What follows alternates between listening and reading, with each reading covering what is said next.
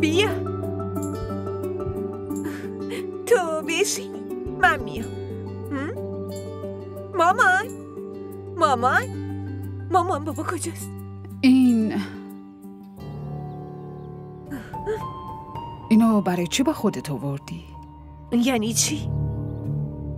ببین، ما میخوایم در مورد مشکلت حرف بزنیم عزیزم. اینو بفرست بره. اینم اومده در مورد مشکلم حرف بزنی؟ این مشکل خانواده خودمونه، قرار نیست جلوی همه مطرحش کنی. مامان، منم واسه همین آوردمش اینجا که قبل از اینکه به همه این موضوع بگیم اول با خانواده‌ام مطرحش کنیم.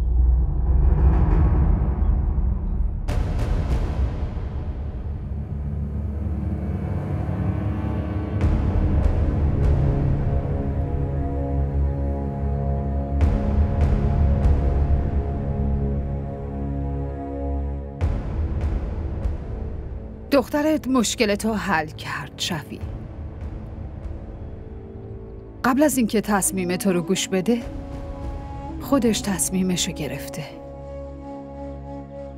دست جمالو گرفته و اومده پیشت.